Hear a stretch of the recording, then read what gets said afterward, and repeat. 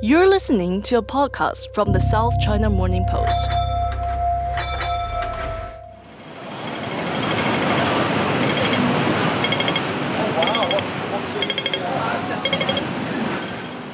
Morning, Sam. How are you? Morning, Charmaine. I'm very well. Where are we today? So, we're currently standing on Wan Chai Road, right in front of Fresh Wheat Bakery. And that is because today's episode is all about Hong Kong baked goods. Yum. So I think now we're going to head inside this really old school looking bakery. How would you describe it, Charmaine? It's really old school. Oh, I love it. You kind of have the sign outside and you have these images, that kind of sun-faded photos. I see like a really classic Asian cream cake. There are a bunch of cabinets with different baked goods in their little tin homes. And you can just get that gentle waft of all the baked goods just kind of slipping up your nose just to welcome you and say, hey, come in. Don't be afraid. No, I love it. It's that warm, inviting glow as well. That the lit bakery shelves and that smell, as you say, even though it's really, really freaking hot today in Hong Kong. Yes, it is. We cannot wait to go get some hot, fresh baked goods. Let's do it. 你哋最出名係咩包啊？都係菠蘿雞尾啦。係嘛？菠蘿包，你哋做咗菠蘿包幾耐嘅？我哋呢度開咗成20年都係一路喺灣仔。都係喺灣仔。You know how long these guys have been here? So about 20 some years. Awesome. 係你開始嘅，你哋。我係伙計，阿老細收咗工，佢做夜間收咗工。而家呢個師傅係做日間。咁日間幾多點要翻嚟做麵包？開始做麵包？8點。8點都算晏嘅。係啊。就以為啲做麵包嗰啲人成日都要話3、4點過嚟。夜班嗰個咪2點幾翻。2點幾翻。即係第一批。係啦。師傅翻嚟佢就收工啦。Wow. Yeah, so you've got like shift workers, coming in to bake bread and stuff around the clock, coming in the middle of the night. Wow, yeah, that's not terribly uncommon in Hong Kong. You see that at a few places, right? 咁你嗰啲蛋撻會幾多點？蛋撻就冇規定嘅，賣晒就出。即係唔定時間嘅。有時多人買一單買2單咁咪又焗過咯。你嗰啲係酥皮定係曲奇皮？曲奇皮。Wow, so the egg tarts, they don't really have a set time for when they come out of the oven fresh. So you really have to be lucky, I think. She says that they basically bake them almost, as soon as they're sold out, they'll do the next batch and so on and so on. Wow. So it's really down to whether or not you're in luck as you walk by. Okay, what should we get? Let's get a few items. Mix and match, yeah, absolutely. Okay, so a classic Hong Kong bakery. You've got your plastic trays, kind of like a dinner tray, and then your plastic tongs. And you can see they've got both the pineapple bun and the Mexico bun, which is something we're going to talk about. Yeah, I was going to say I have a feeling we'll be addressing that topic later in the studio. Ooh, one of my favorites is the cocktail bun. Have you ever had one of those, Sam? I have, yes. It's what is it? It's a gai mei bao, right? Yes. Yeah, they're one of my favorites. Yeah, I love them, and I love the story of them, which we'll also we might get into in the studio. A sausage bun. Yeah. Okay. Bye-bye. Bye-bye.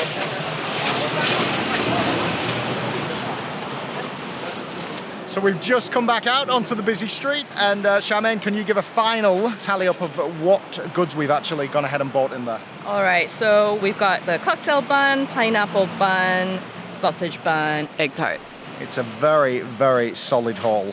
Let's head back to the studio now, Charmaine, and do what we do best, eat. I'm Sam Evans. I'm Charmaine Mock. And this is Eat, Drink, Asia.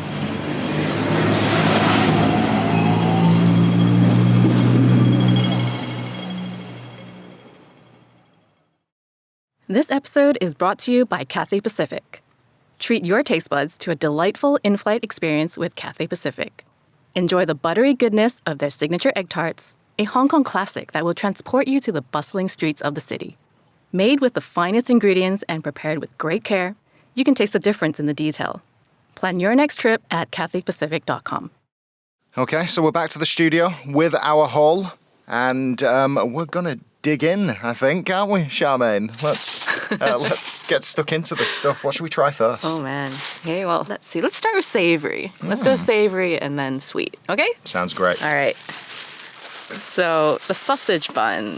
This is honestly one of my favorite things to eat growing up. I think like a lot of kids have, I don't know, kids just love hot dogs. I guess, yeah. I don't know. I mean, what's not to love about it, right? It's that really fluffy white Hong Kong bread encased in a hot dog sausage. It's just, love that. Okay, well, let's give a go. Oh, yeah. Yeah, I'm just tasting it now. That bread is really special. And that slight sweetness that I think really goes well with the salty sausage. And that might be it. Yeah.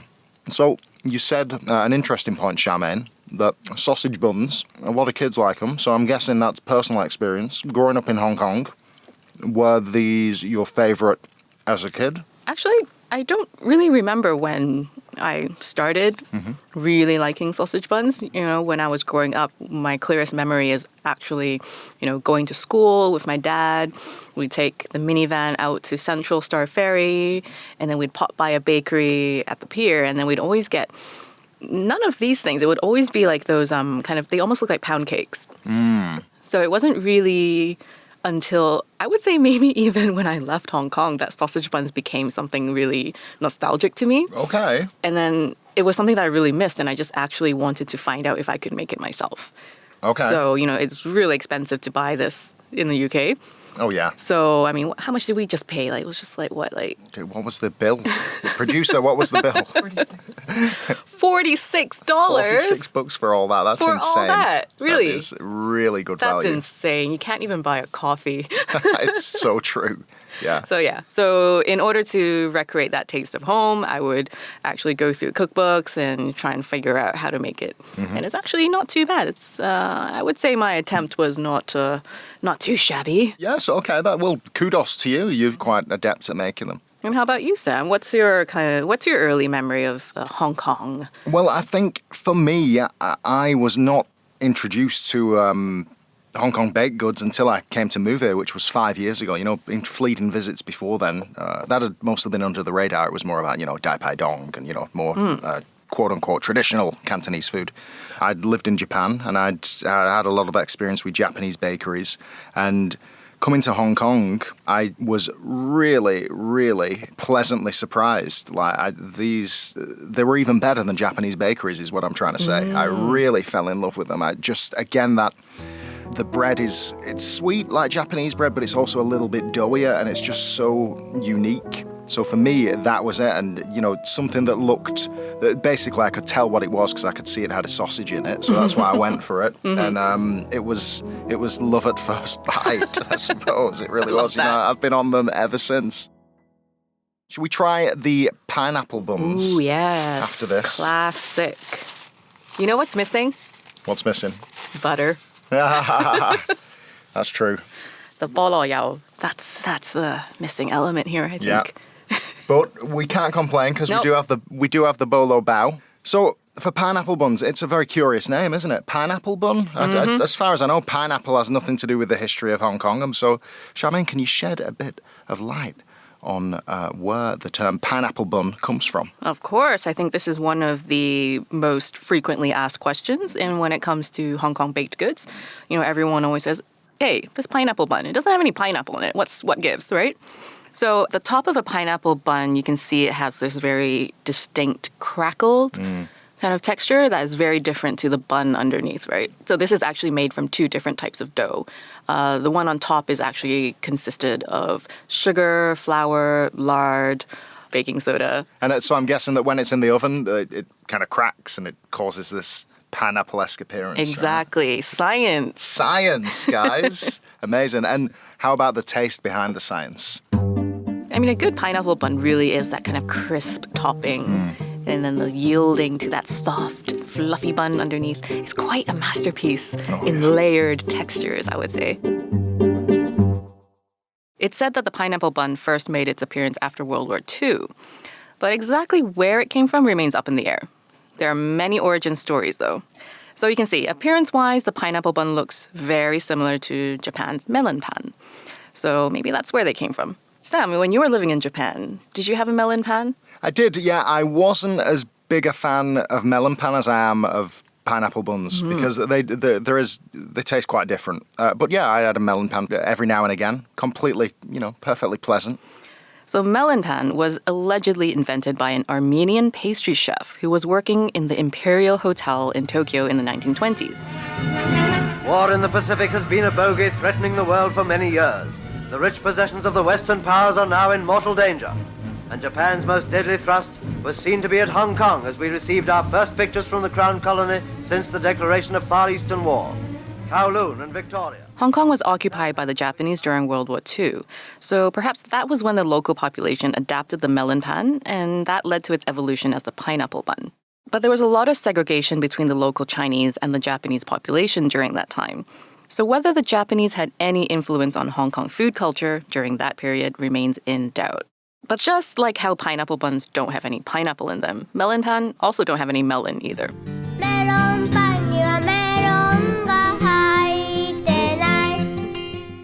So besides the melon pan, another bread that looks similar to the pineapple bun is the concha from Mexico. And Sam, earlier in the bakery, we did see a version that is based on the concha. We saw it right next to the pineapple bun. Yeah, Mexico bun. How did something from Mexico make its way into a Hong Kong bakery? Well, so the story goes something like this. In the 19th century, many Chinese men sought to make better lives for themselves overseas. And since immigration was banned in many English-speaking countries, Mexico became one of the destinations Chinese migrants traveled to. Mexico welcomed Chinese immigrants and even allowed mixed-race marriages, something that wasn't allowed in many English-speaking countries at the time. But in the 1930s, amid a wave of anti-immigrant sentiment, Mexico's Chinese men and their families were deported back to China and Hong Kong, and they were stripped of Mexican citizenship. It's believed that in 1946, one of these deported families, the Ng family, settled in Hong Kong and opened a cafe on Shanghai Street called Mexico Cafe. Perhaps feeling nostalgic for the conchas that they ate in Mexico, they created their own version known as the Mexican bun, or maksai go bao. Though not as popular as pineapple buns, you can still find Mexican buns in Hong Kong bakeries. And some actually say the Mexican bun later evolved into the pineapple bun. But there's a crucial difference. For Mexican buns, the crust is a pastry cream that's piped on top, while the crust of the pineapple bun is a layer of dough that's placed on top.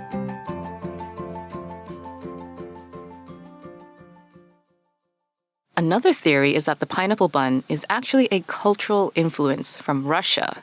For the longest time, the Chinese never baked bread, or baked anything, period. They were just steaming their food. They didn't have ovens, most likely because wood and coal were relatively scarce, as their land was mainly used for agriculture. But up in the north was Russia and the rest of Europe, where it was common to use ovens to cook food and bake bread.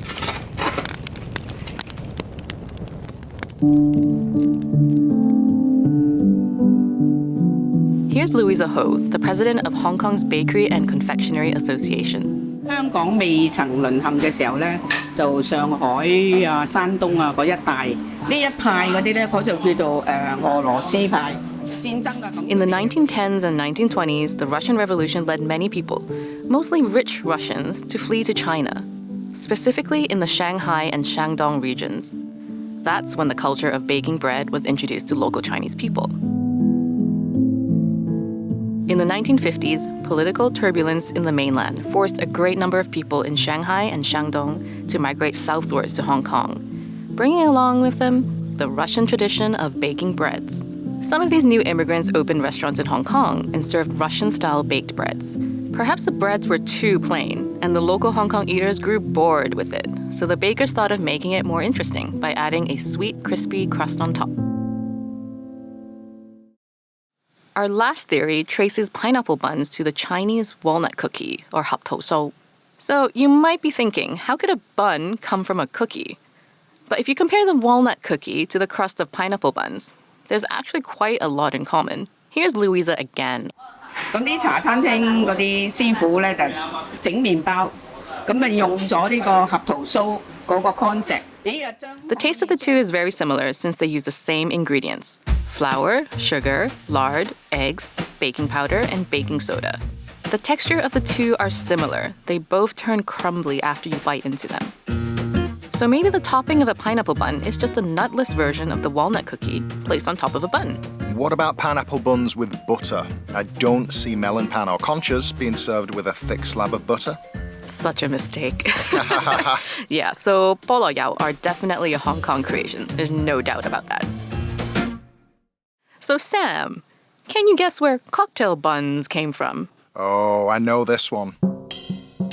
The cocktail bun is said to have been created in the 1950s in Hong Kong as an answer to the disposal of unsold buns at the end of the day. 嗰啲師傅咧就覺得頭頭尾尾啲麵包啊，或者頭頭尾尾啲西餅啊，抌咗佢就好似好大嘥咁樣。So they were concerned about all this bread that was becoming not viable to sell as a bread in its own right, and the wastefulness of throwing all that stuff away.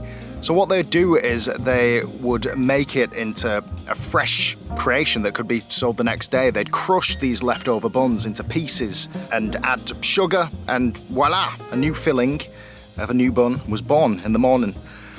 So the bakery's blending of filling ingredients was linked to a bartender's mixing of drinks for a cocktail.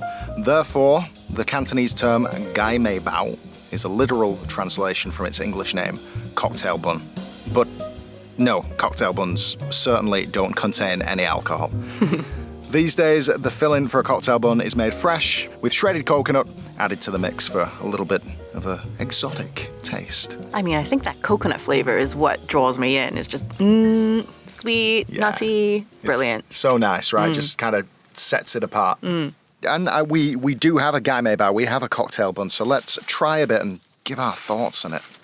It's so cute. It And they is. always come with two stripes or a few stripes on it to signify the cocktail bun. I wonder where that came from. That's a really good question. Obviously, it makes them stand out, right? I wonder whose idea and what bakery, because it's definitely a common thread, isn't it? Let's try that. That's so good, right? Love it. It's that salty, sweet coconut filling. It just makes this a very balanced bao. Very, very nice. Again, another one of my favourites. They're all my favourites, I'll be honest. I like them all. How can you not like Sam these things? Evans never met a bun he didn't like. That's true. That's true.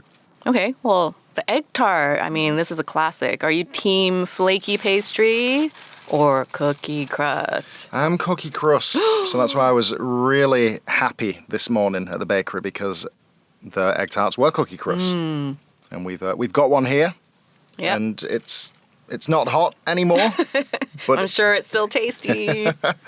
and egg tarts, they've got another interesting history, right, Charmaine? Were they imported by the British? Of course you'd ask that. Well, the British certainly introduced their English-style custard tarts to Hong Kong during their colonization. So these tarts were a dessert enjoyed amongst the upper class. So when the wealthy British traders and officials moved to Hong Kong, they'd bring with them chefs who would make the beloved custard tarts as a taste of home. The Cantonese chefs who helped out in the kitchen watched how they were prepared, and then they tried to make their own version with their dim sum pastry skills. They made a few adaptations. For one, the English-style tarts used custard powder, but this was an expensive imported good, so the Cantonese chefs used eggs, sugar, and milk instead. The English chefs also used butter for the short crust pastry, but butter was also expensive. So Cantonese bakers replaced butter with lard. In the post-war period, the first tatantangs began to emerge, where people could enjoy affordable Western-inspired dishes, including egg tarts. And so, a dessert that was previously only eaten by upper-class foreigners became available to the masses. And there's another story that says the egg tarts were actually invented domestically. In Guangzhou in the 1920s, there were a slew of department stores. And back then, department stores had an in-house bakery on the basement floor. Because there were so many department stores, competition was tough. So the bakers working in the basement would try to invent a new goodie to draw in customers. Amid all of this innovation, the egg tart was born. Yeah, I've not heard so much the department store story, but to the evolution of what was the British tart, I find that incredibly interesting because it was something that was brought here by the British, but then due to the ingredients that local bakeries had available to them, they substituted in and out, I'm sure catering to local tastes as well, and they made something that, in the end, is miles away and even better than the original, and something that is so fiercely Hong Kong. I just think that's a really cool thing, how they took an idea, improved on it out of necessity, and something beautiful was born. Love that story. So, Charmaine, you asked me, short crust or puff pastry, because egg tarts are commonly made with both. What are your favourite? Oh, it's got to be puff pastry all the way. You know, there's just something about a perfectly made puff pastry egg tart. You know, you've got that crisp crunch, the light little thin layers with the custard. I mean, a cookie crust is fine, I would say, you know, but I just think there's just something about that lardy, the lardy puff pastry that is so satisfying that a cookie crust just cannot compare. I respect your opinion, but I'm going to have to agree to disagree with you. Agree to disagree, but that's fine because you can eat all of the short crust tarts and I will have all the puff pastries tarts and we won't argue. There we go. This is why we work. Exactly. Right? And actually, you know, puff pastry is quite clever. 而家我哋酒店方面咧，我哋會用酥皮多啲嘅。咁因為我哋酥皮咧，我哋有幾種菜，有幾種食物咧，我哋都會用酥皮㗎，例如鮑魚酥啊、叉燒酥啊，我哋都會用嗰個皮底。So, a chef from Shang Palace, located in Tsim Sha Tsui Shangri-La Hotel, said that his restaurant serves the puff pastry version because the puff pastry can also be used in other Cantonese dishes, such as the cha siu so BBQ pork pastry. So, it's actually very, very smart. Yeah, that's a smart move. So what are your thoughts about Hong Kong bakeries in general? I mean, as we know, over the past few years, as with a lot of traditional style restaurants, we've seen a few of these institutions, these Hong Kong bakeries, close, unfortunately. We have seen a couple reopen or just relocate. So what do you think the future is for these? Do you think that they are still so popular and still such an integral part of the community that they have a staying power? I hope so. I think that the past few years, like you said, Sam, we've seen a lot of institutions close down. I still miss Hoover Bakery in Kowloon City. I think it's quite a struggle for bakery operators. You know, as we saw earlier, talking to the staff at Fresh Wheat, it's really labor intensive. It's hot. You know, they have to do late night shifts to get all the buns ready for the morning rush. Ingredients are really expensive. We've seen the cost of wheat growing, you know, over the last few years. And, you know, things like eggs and sugar and butter, these are all like expensive ingredients. Yeah. So the fact that we could get so many buns for $46 is almost a travesty. I just take my money. I will give you more money if it means you're going to stay open for sure. business. You'd genuinely, you'd be happy paying twice as much for the amount that we've got. You know, it's a sizable haul, right? Yeah. So people pay so much for a croissant. Yeah. And they don't think twice about it. Yeah. But maybe if you saw a dan tat for $20, you might be like, wow, so expensive. Yeah, it's really unfair in a way, isn't it, you know? They just don't have enough marketing. Yeah, well, that's it. Yeah, they haven't got some clever marketing. And it is unfortunate because who is to say that these things aren't as good in their own right? And in some cases, even better. You know, there's quite a lot of complexity that goes into a lot of these creations. Oh, for sure. And like the egg tart, again and again, I think it is one of the most perfect inventions in the history of Hong Kong. It's just perfect. It is. And the fact that we can get it anywhere and have change for a tenner, you know? Yeah. And that is the happy side of this. Even though we have seen the closure of some institutions, these baked goods, they are still quite commonly found. You know, if you walk along the streets in any of Hong Kong's busy neighborhoods, you know, you are going to come across these things. So they're not that rare and that on the verge of extinction yet. And when you do, my oh my, I mean, what a treat if you head into these things. You know, you're going to be golden. These things they're completely inoffensive and they're just varying degrees of amazing. This episode is brought to you by Cathay Pacific. Treat your taste buds to a delightful in-flight experience with Cathay Pacific. Enjoy the buttery goodness of their signature egg tarts, a Hong Kong classic that will transport you to the bustling streets of the city. Made with the finest ingredients and prepared with great care, you can taste the difference in the detail. Plan your next trip at cathaypacific.com. So now we know a lot about the history of classic Hong Kong baked goods, But what about making them for ourselves? For tips and tricks, we're turning to Kristina Cho. She was the first to write a whole cookbook in English about Chinese baking, and it's called Mooncakes and Milk Bread. Hey, Kristina. Hey, how are you? Not bad at all. How are you? I'm doing great. Very good. And where are you joining us from again? I'm out of the San Francisco Bay Area. Excellent. Very nice. So, Kristina, can you share how you got into writing your book? And why did you want to focus on Hong Kong pastries and baked goods? Yeah, in a way, I sort of fell into writing mooncakes and milk bread.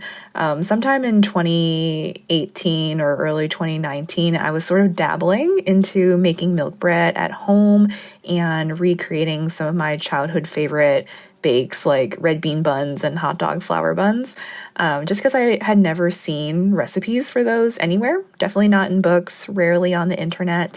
And when I shared those on my blog, eatshowfood.com, I got such like a overwhelming reaction to them from my readers. They're like, wow, I've also have never seen these before. I forgot how much I love these from my childhood. My parents love them. My grandparents love them.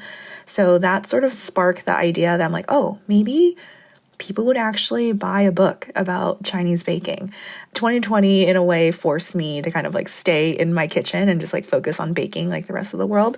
And so during that time, I really perfected my milk bread recipe and just made all sorts of different buns and even beyond that, cookies and cakes and things like that.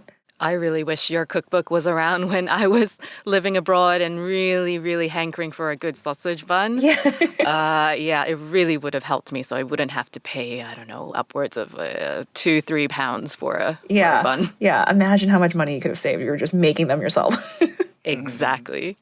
Your book features a lot of recipes passed down from your family. What was it like to transcribe these recipes into concrete steps and specific measurements? So my family is filled with many talented cooks, not necessarily bakers in a sense. My grandparents owned Chinese American restaurants.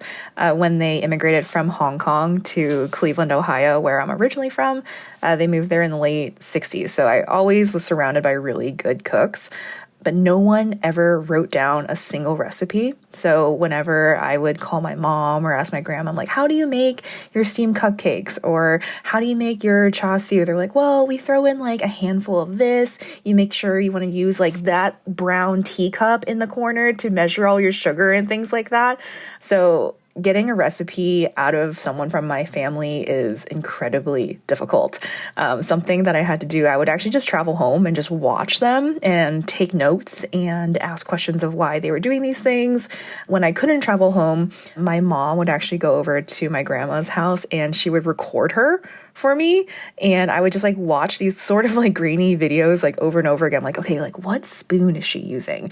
And then I would kind of like reverse engineer. I'm like, oh, I think that spoon like equals like 2 teaspoons or something like that so that I could scale the recipe up or down to whatever I needed it to be. So it was hard, but my brain sort of loves projects like that. I love to kind of like deconstruct a recipe and figure out why it works the way that it works so that recipes are as functional and as efficient as they could be.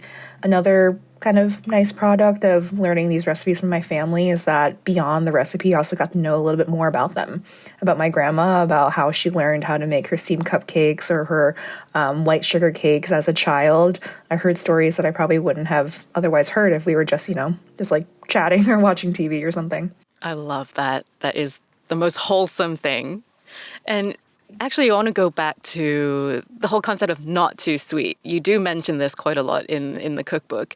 It's not that we don't like sweets, it's just that we don't like things that are too sweet. So how did this influence the flavor pairings that you featured for the recipes in the book? Yeah, I guess in a way, the phrase like not too sweet can almost be seen as like a trope, but like it sort of holds truth in some way. For me personally, I grew up in the Midwest of the United States, so like Ohio, and when I was a kid, for my birthday, all I wanted was like a triple chocolate birthday cake of some sort that the adults in my family would just like grimace because they're like, this is way too sweet. But as I got older, I learned to appreciate what really not too sweet really means. It's kind of allowing the ingredients that you're using in, say, like a fruit topped cake to really shine, like allow the natural sweetness of strawberries or the delicate floral flavors of like jasmine tea or oolong to like really shine through and let everything come into balance so you can taste everything together. Oftentimes when things are cloyingly sweet or just like really heavy handed on the sugar is all you're tasting, and there's nothing else to kind of like balance all the different flavors that are working together. So I think that's truly what not too sweet really means. You want to be able to taste all the good things that are going on in something. That's a great way to put it, actually. One of my personal favorites, and this is what I'm going to ask you about, is we can't really talk about Hong Kong baked goods without mentioning dan tat, egg tarts. And you know, the process of that is incredibly labor intensive as well. And making a dan tat crust is kind of similar to making croissants because they both involve the technical process of lamination, right?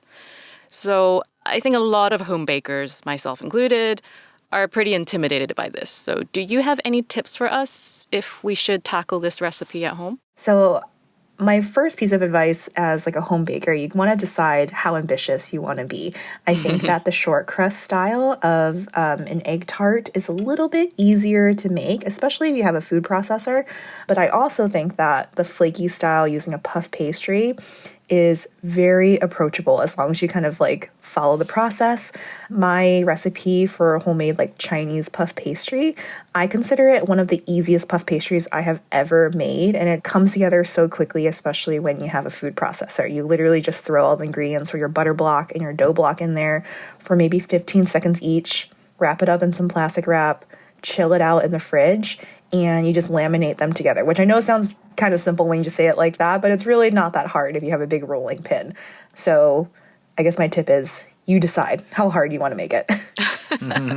Okay, I feel a little bit more confident after your very... And you can always just buy puff pastry at the grocery store. You can also do that too. There you go. That's what I was thinking. Yeah, that's the answer you're looking for. Like, here's what I made earlier. Yeah. So there's one thing I found out from your book that I didn't realize before. You talk about things called pink boxes. Is that like an American thing? In the chapter of your book where you teach your readers to store all of their buns and pastries in a pink box, like they do in Chinese bakeries.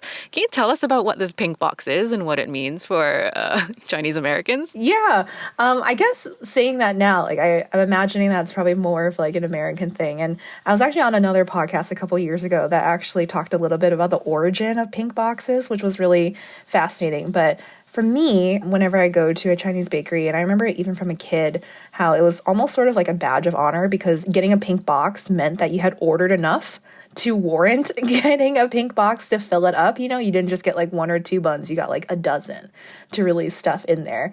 And there was something very, I think, like joyful and whimsical about these boxes, you know? Like I would see them at like family functions, like propped open with like the wonderful smells of like butter and sugar coming out of it and like picking out your favorite bun.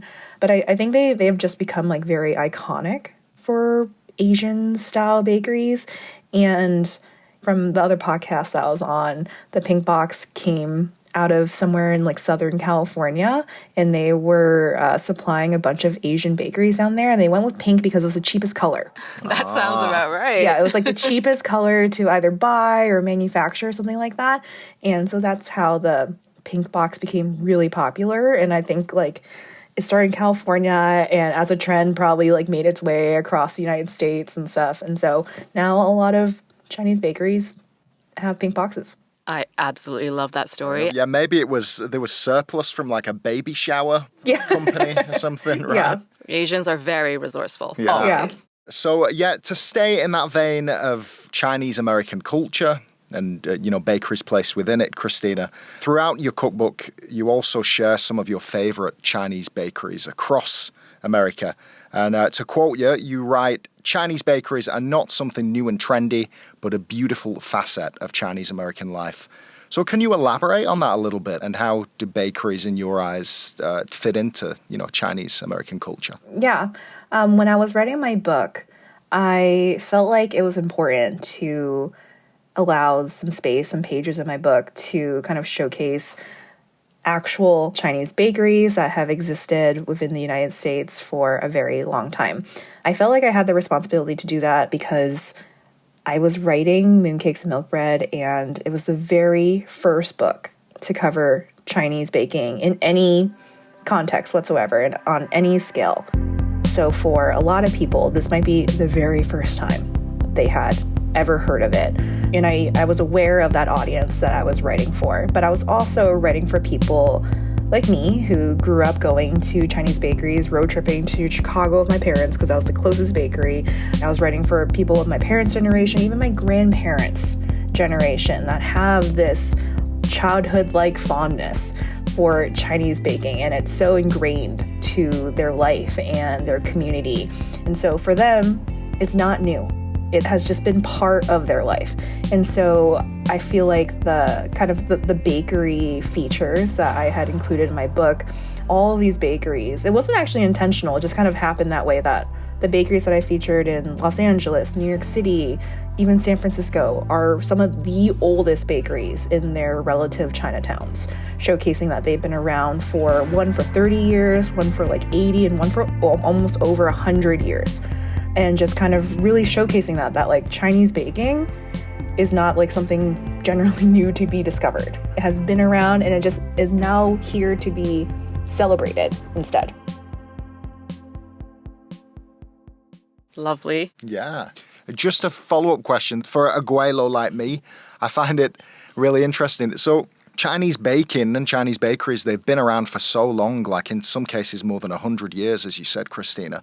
Why do you think Chinese baking has not took off in, I suppose, in the popular Western imagination in a way that, say, Cantonese food has, or, dim sum? What do you think it is that has prevented it? I'm not totally sure. Well, I feel like there might be something to explore in like how people value different styles of baking. Like when you think of like European style baking, you think of like searching for like the most perfect or most authentic croissant, like wherever you are, to see if there's like an outpost for that there. But there's not necessarily that same value that's across the masses for finding like the most flaky dan tat or the most fluffy bolo bao, even though there should be. And so I don't really have a perfect answer, but I think that there's just like kind of needs to be like a general shift in value in the way that we see different styles of baked goods. Yes, we want to see Chinese baked goods rise. Yes, we do. Well, I think figures like yourself you no doubt contribute to them becoming more popularized. Yeah, and making it more accessible and kind of debunking all of the myths behind Chinese baking. I think it's such a fascinating topic. So thank you for writing this book. Exactly, yeah. And Kristina, so to go back to, the Chinese bakeries that you grew up with, I'd love for you to take us through one of your favorites. Tell us, what does it look like? What do you smell? What do you hear? What do you see? What do you eat? Yeah, let's see. Okay, so if I'm thinking about my childhood, so I'm going to tell you that like I grew up in Cleveland, Ohio. There actually is a very small Chinatown. It's actually called Asia Town now, but we had one dim sum restaurant, maybe like 2 grocery stores. It was very small, but kind of had everything that we needed. And we did not have a standalone Chinese bakery for a very long time. But we did have a grocery store that had this like almost closet, like a reach-in closet size bakery like little window display that had a mysterious person that like worked somewhere that would come every day to stock this closet essentially with different buns. That was all we had. And I remember as a kid, my brother and I, we would like get so excited to go to this one specific grocery store because it was like the only place we could find like a red bean bun or a hot dog bun or something like that. And I will admit it wasn't like the best, but it was ours. And we found it like so special. And like the smell coming around this like one little area of the grocery store was like so great. It just smelled like that like really wonderful like warm buttery bread smell. And I also remember the smell of like hot dogs and like green onions and things like that, like the savory buns that were emitting from it. But that is like my childhood bakery, I guess. So it's no longer there, I don't think. The grocery store sort of expanded. And now there is a standalone bakery in Asia Town of Cleveland. Oh, it's wonderful how things change and evolve. But, that smell will always take you back exactly. to that first place, right? And have you been to Hong Kong in recent years? Yeah, I was actually there 1 year ago. I was there last year in early May with my dad. Oh, fantastic. Did you check out bakeries? And, have you noticed differences between the Chinese bakeries that you went to in Hong Kong versus the ones that you have back in America? Yeah, I feel like the differences weren't like too crazy, but I definitely spent like a good amount of time checking out like the different like more classic and newer bakeries. I think like the most modern bakehouse I went, is it called Bakehouse? Is that in Hong Kong? I went there and that was great. And I went to a few more classic ones. Tai Chong. Yeah. Yeah, for their egg tarts, super good. And I also went to this other place. I don't think there are many places in Hong Kong that make this, but the way that my dad translated it to me is called siu bang, which are these like glutinous rice cakes that are pan griddled on either side, and they're filled with like red bean paste. There was one in Mongkok, and that was amazing. And again, we don't have as many places that specialize in kind of like that style of Asian dessert or Asian sweet in the States. Do you find the taste was a little bit different in Hong Kong, and how so? Do you feel that even though there is a sizable Chinese community, Asian communities in the US, is the fundamental taste different, or is it surprisingly or unsurprisingly very similar to the Hong Kong style? I feel like in terms of taste, I think they're pretty similar, especially when you compare like the best version of something to it that I would find in San Francisco to like the best version of something I would find in Hong Kong. I find those like very similar.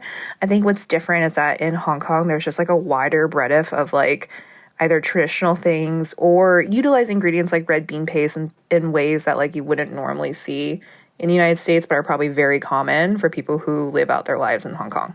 Is the value in Hong Kong bakeries the fact that they are traditional and they do stay the same? If they evolve, do they cease to be different? I don't know. That's a philosophical question. Maybe for that's another a really podcast. hard question for sure. Yeah, it's like how the French love to protect that kind of, what constitutes a real French croissant or a baguette. Yeah. There's not really such thing for Asian baked goods, is there? Like, this is what makes an egg tart. You cannot deviate from that. Exactly, yeah. The egg tart appellation. I mean, well, like I feel like there's room for both, right? Like at some point, like the styles of baked goods that we see in right now, traditional Hong Kong style bakeries were new at some point.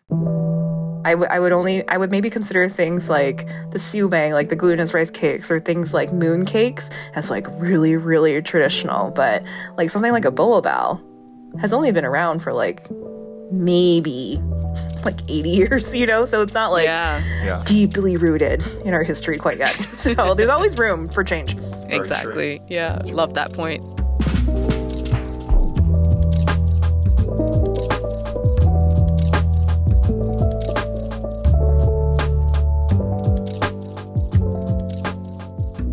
And that's all we have for today. To learn more about Hong Kong bakeries, you can go to scmp.com to check out our video and article. And stay tuned for our next episode. And what is our next episode about, Charmaine? Ooh, it's about something very close to my heart. Noodles. No noodles, no life. So can't wait for that, Sam. Can't wait. And in the meantime, as always, subscribe to Eat Drink Asia to make sure you don't miss an episode. Thanks for listening. Bye. Bye.